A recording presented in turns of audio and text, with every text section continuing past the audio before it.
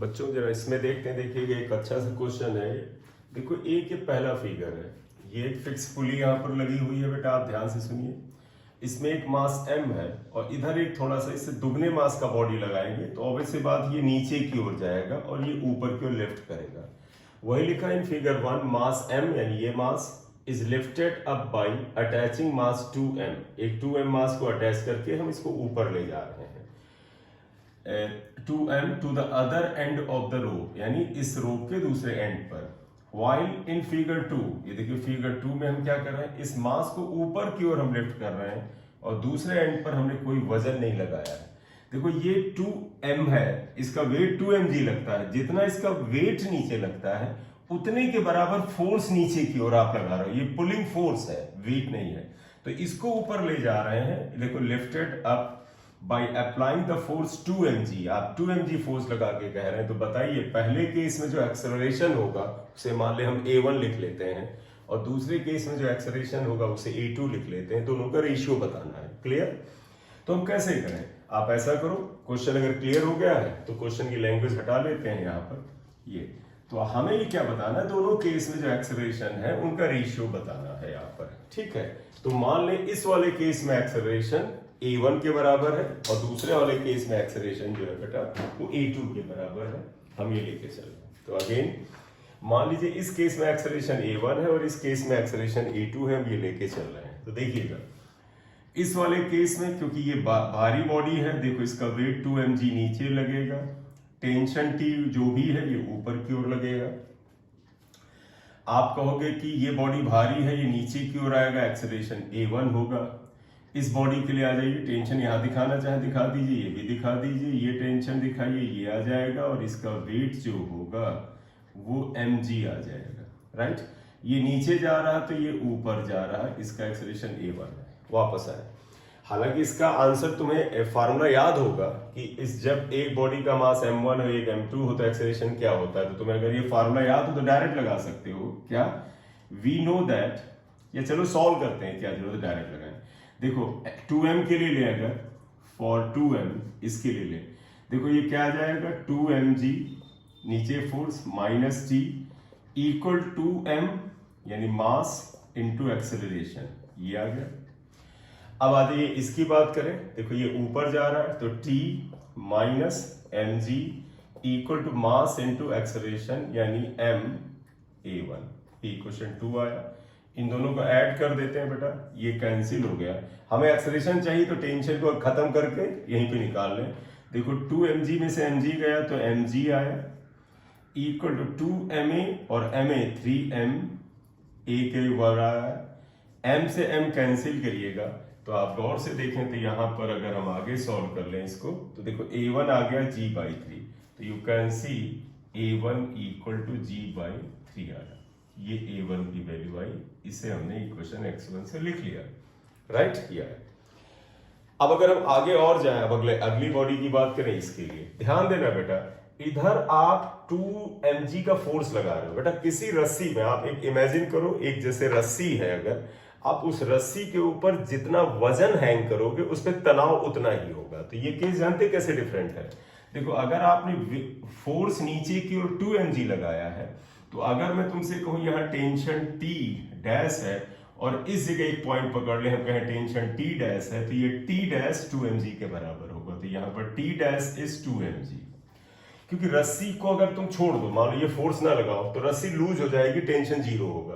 तो कोई रस्सी ऐसे हैंग है, आप उसमें जितना वजन डालेंगे उतना ही तनाव आता है। ये तो टेंशन इतने के बराबर है। यही टेंशन इधर पास ऑन होगा, देखो T डैश, और यही टेंशन इधर जाएगा T डैश, और इसकी वजह से ये m जो होगा ऊपर की ओर जाएगा। मान लो एक्सेलरेशन a2 है, तो आप बताइएगा इसका वेट क्या है, mg।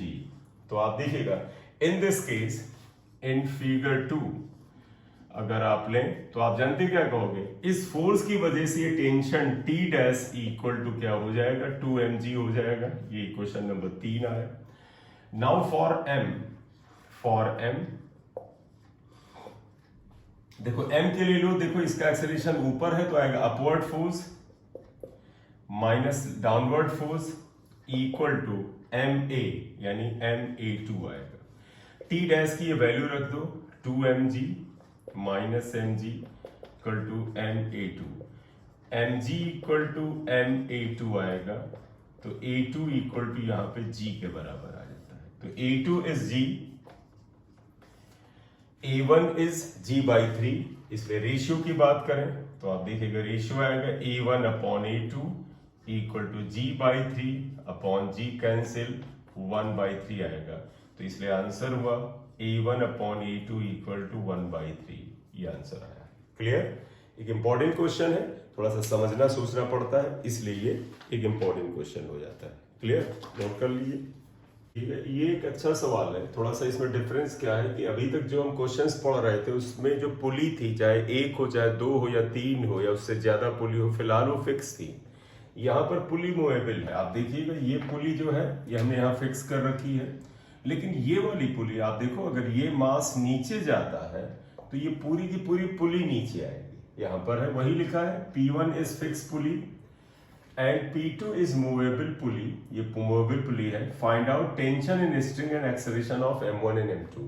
M2 और M1 का एक्सेलरेशन बताना है, और स्ट्रिंग तो ये है बेटा, इसमें टेंशन बताना है। तो पता है ये पूरी स्ट्रिंग मासलेस है तो टेंशन तो सेम होने वाला है। तो टेंशन अगर यहाँ T है तो यहाँ भी T होगा, तो आप इस पे बना लीजिए T टेंशन, ये T टेंशन, यहाँ पे भी T टेंशन, यहाँ पे भी T, आप इसे ये T बता दें और इस पे भी आप T बता दें। अब हुआ एक्सेलरेशन की बात, इसे जरा देखिएगा। मान ले A का एक्सेलरेशन जो है या M1 का एक्सेलरेशन A1 है ये, राइट? अभी ये टेंशन हटा लेंगे, बाद में तुम्हें बताएंगे यहाँ पर है, ठीक है? और मान ले इसका एक्सेलरेशन A2 के बराबर है, हमने फिलहाल अलग लिया है इसको, तो हम सोल्यूशन में आ रहे हैं और इसके लिए थोड़ा स्पेस बना लेते हैं बेटा। और हमने क्या लिया है, इसका एक्सेलरेशन A1, इसका एक्सेलरेशन A2 है। एक फोर्स दिखाते हैं, इसका इस वेट M2G नीचे लगेगा। आप टेंशन यहां दिखाना चाहिए, ये हमने ये दिखा दिया है, बात एक ही है, कोई जरूरत नहीं है। अब एक चीज देखिएगा, अगर ये मास A2 एक्सेलरेशन से नीचे जाता है तो आप इसको जरा सा ऑब्जर्व करिएगा ध्यान से M2 का। देखो अगर ये मास यहां से यहां जाता है, अगर ये मास मान लीजिए यहां से यहां पहुंचता है तो ये पुली भी नीचे आती है, तो इसका मतलब इसके साथ ये पुली नीचे आएगी। तो मान लीजिए पुली यहां तक आ गई, आप पुली को मान ले कि ये यहां पर आ गई, ये पुली की नई पोजीशन है। तो देखो पुली इस जगह पे आ गई। ऑब्वियस बात, ये पुली बेटा यहां तक अगर आई तो ये मास भी नीचे गया होगा। आप इसे दिखाना चाहें तो आप दिखा सकते हैं, कोई नई बात नहीं है। आप कहते हैं कि मास ये नीचे यहां तक कहीं गया, राइट? तो अब आप एक चीज देखिए, अगर इस मास का डिस्प्लेसमेंट यहां से यहां तक का अगर x के बराबर है या y एक्सिस पे तो y के बराबर है, मास से यहां तक y अगर गया तो ये पुली भी y नीचे गई थी, तो पुली का डिस्प्लेसमेंट ये y है। देखो पुली का डिस्प्लेसमेंट ये y है, तो अगर गौर से देखो, जब ये मास y डिस्टेंस नीचे जाता है, मान लीजिए y डिस्टेंस नीचे जाता है, तो ये पुली भी y नीचे आती है। लेकिन इस पुली में ये धागा दो तरफ से देखो बेटा इसके साथ अटैच है, इधर से भी। तो ये धागा देखो, इस धागा जो नीचे जाता है वो y और ये y दुगना नीचे जाता है। यानी अगर मैं कहूं इस पुली से इस साइड कितना धागा नीचे गया, तो धागा y नहीं गया बेटा। देखो जब पुली यहां से यहां तक आई तो ये जो मान लीजिए है इस धागे का कुछ हिस्सा आगे तक गया, कुछ हिस्सा नीचे आया। जो नीचे हिस्सा आया उसकी लंबाई होगी ये वाली लंबाई प्लस ये वाली लंबाई। बस ये चीज इसमें ध्यान रखने वाली है। दूसरा, अब आप कहें कि ठीक है ये पुली अगर y नीचे गई तो वास्तव में ये धागा नीचे की ओर कितना गया होगा, y प्लस y2y। तो अगर मान ले इसका डिस्प्लेसमेंट जो हुआ, ये मास यहां तक मान लीजिए आ गया है, इस जगह आ गया, ये टेंशन हटा देते, इतनी कोई जरूरत नहीं है। ये मास अगर यहां आ गया है तो तुम कहोगे सर इसका जो डिस्प्लेसमेंट x होगा वो कितने के बराबर होगा। देखो जितना ये आगे जाएगा उतना ही ये धागा नीचे आएगा, और जितना ये धागा नीचे आएगा उसकी लंबाई y प्लस y2y होगी। तो यहाँ रिलेशन ये बना कि अगर थ्रेड एक एंड पर फिक्स है और सिर्फ एक साइड से वो आगे बढ़ रहा है तो ये x should be equal to y plus y यानी 2y आएगा। ठीक है, अब आप यहाँ टेंशन दिखाना चाहें दिखा दें, क्योंकि टेंशन ये सब सेम है। तो आप यहाँ देखिएगा, हियर ये x जो होगा वो y प्लस y2y के बराबर होगा। अब आप इसको एक बार y के t के रेस्पेक्ट में डिफरेंशिएट करिए। Differentiating with respect to t, तो देखो इसे करोगे तो आ जाएगा dx upon dt equal to 2 को कांस्टेंट निकालो dy upon dt। dx upon dt को आप क्या लिख सकते हो, आप कह सकते हो इसकी वेलोसिटी हुई, तो आप इसे चाहे तो लिख दें v1, 2 into dy upon dt क्या हुआ, इस पुली का और इसलिए इस मास की वेलोसिटी हुई, इसे v2 लिख दीजिएगा। तो पहला तो ये रिलेशन आया, दूसरा ये आया। फिर डिफरेंशिएट करो क्योंकि हमें एक्सेलरेशन फाइंड आउट करा है। Again differentiating with respect to t, तो देखो अगर फिर रेस्पेक्ट में करें ये, तो देखिएगा dv1 upon dt equal to 2 into dv2 upon dt। बेटा dv अपॉन dt एक्सेलरेशन होता है यानी a1, क्योंकि हमने बोला ना देखो x के डिफरेंशिएट करने से v1 आया था और x इसका एक्सेलरेशन है यानी a1 हो गया और 2 इंटू ये बेटा a2 हो गया। तो a1 इक्वल टू 2a2 होता है, ये चीज ध्यान रख लो। तो तुम कह सकते हो कि a2 और a1 में क्या रिलेशन है कि ये जो a1 है वो 2a2 के बराबर हो, यह है। अब इसके बाद एक क्वेश्चन सिंपल वे में जाता है। देखो m2g की बात करो, ये पुली मासलेस है, आप इसे सिंगल सिस्टम मानो, कहोगे वेट m2g नीचे है, टेंशन देखो T और T 2T है, तो आप लिखेंगे फॉर m2। देखो जिस डायरेक्शन में एक्सेलरेशन है, आप क्या लिखोगे एक्सेलरेशन की डायरेक्शन में, नाउ डाउनवर्ड फोर्स क्या होगा m2g माइनस m2g माइनस और ये T और T क्या हो जाएगा 2T। तो आप देखिएगा इस मास की बात करें, डाउनवर्ड फोर्स m2g है, ऊपर की तरफ फोर्स T2T है, और न्यूटन ने क्या बोला है ma यानी m2a2। ये आया, ये आप मान इसे इक्वेशन 3 लिख लो, तो हम इसको इक्वेशन 4 लिख लेते हैं, ये आया। तो बेटा आप इसका एक बार चेक कर लो, देखो इस पे डाउनवर्ड फोर्स m2g, ये पूरा सिस्टम एक सिंगल सिस्टम मान लो, यहाँ पर ऊपर की फोर्स T और T2T equal to mass into acceleration. ये तो बड़ा सिंपल सा है, देखो इस पे सिर्फ एक हॉरिजॉन्टल फोर्स लग रहा है T और that is equal to m1a1। तो फॉर m1 देखो क्या आ जाएगा T इक्वल टू m1a1, देखो T equal to mass into acceleration, ये इक्वेशन 5 आया। लेकिन a1 की वैल्यू ये 2a2 रख लो क्योंकि a2 में हम आसानी से सॉल्व कर सके।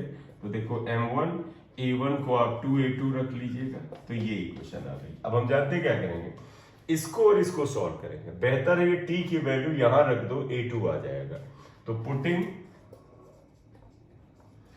Value of t in equation 4, equation 4 में रख रहे हैं, तो इन इक्वेशन 4, तो देखो m2g माइनस 2, t की वैल्यू बेटा ये रख रहे हैं 2 m1a2 equal to m2a2, right. एक बार इसे कायदे से देख ले, स्क्रीनशॉट लेना और ले लीजिए, आप जरा समझ लीजिए क्योंकि स्पेस बनाएंगे थोड़ा सा, ये वाला पोर्शन हटाएंगे, तो इस हिस्से को अगर आप समझ लेंगे तो आपको क्वेश्चन आसान हो जाएगा। आई थिंक अंडरस्टूड, एक बार फिर चेक कर लीजिए आप ये। तो खैर अब आ जाइएगा इसमें, तो देखो हमने क्या निकाला, ये हमें a2 यहां से मिल सकता है, तो देखो क्या आ जाएगा m2g इक्वल टू 4m1a2, तो equal to 4m1a2 plus m2a2, ये आ जाएगा 4m1 plus m2 a2 equal to m2g, तो a2 इक्वल टू आ जाएगा m2 upon 4m1 plus m2 into g। ये एक्सेलरेशन आ गया पहला वाला, a2 आया। तो अगर आपको a2 मिल गया, अब a1 बड़ा आसान है, a1 इक्वल टू 2a2 होता है, therefore a1 equal to 2a2 यानी a1 इक्वल टू यहाँ 2 से मल्टीप्लाई कर दो, तो 2m2 upon 4m1 plus m2g आ गया, ये अगला आंसर आ गया। तो ये a1 आ गया, ये a2 आ गया। अब बात है कि टेंशन क्या आएगा, ये टेंशन है ना, देखो m1a1, यहाँ पर ये a1 की वैल्यू ये जो आई है यहाँ पर रखिएगा, तो आप देखिएगा इक्वेशन 5 बिकम्स, लिखो फ्रॉम इक्वेशन 5 अगर आप ले t इक्वल टू m1a1, तो t equal to m1, a1 की वैल्यू जो होती है 2m2g upon 4m1 plus m2, तो इसलिए t equal to 2m1 m2 upon 4m1 plus m2 into g, ये टेंशन आ गया। तो तीनों चीजें आ गई बेटा, A2 A1 T। ध्यान रखना जब एक पुली मूवेबल होती है तो चीजें थोड़ी सी वहां पर ध्यान रखना बदलती है। बहुत याद करना चाहो तो कह सकते हो मूवेबल पुली के साथ जो बॉडी जुड़ी हुई होती है उसका एक्सेलरेशन आधा होता है। तुम देखो A2 की वैल्यू जो थी A2, ये देखो A1 अपॉन 2 होता है। तो जो पुली मूव करती है उसका एक्सेलरेशन आधा हो जाता है। क्लियर? तो याद रख लेते हो तो लगा भी सकते हो। ये आ जाएगा।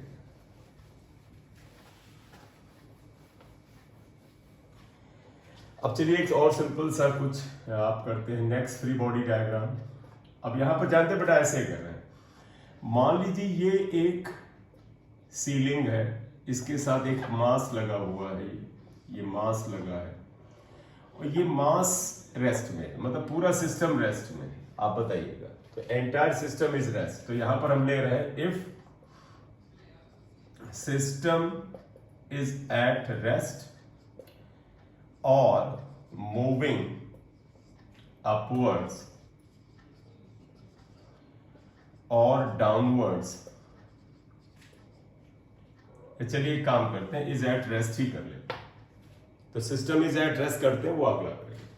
अब बताइएगा अगर ये सिस्टम रेस्ट में है तो इसका मतलब that is v equal to 0 हुआ।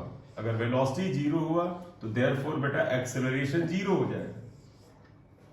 एक्सेलरेशन 0 अब आप यहां लगा लो। तुम कहोगे इस बॉडी का एरो चाहे जिधर लगा लो, मानो नीचे लगा लो, जब कोई चीज 0 है तो एरो का क्या मतलब। तो ये A0 हुआ।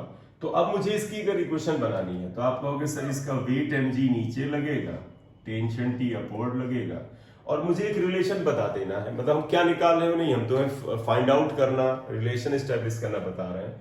तो देयरफॉर फॉर m, बताइए बेटा, चाहे अपवर्ड फोर्स निकालो चाहे डाउनवर्ड, जब ये रेस्ट में है एक्सेलरेशन 0 है, इसका मतलब ये सिस्टम इक्विलिब्रियम में है। इसका मतलब upward force equal to downward force. तो T इक्वल टू क्या आ जाएगा, mg। तो इसलिए आप कह सकते हो इस केस में टेंशन इन स्ट्रिंग जो होता है वेट ऑफ द बॉडी के बराबर हो जाता है। क्लियर?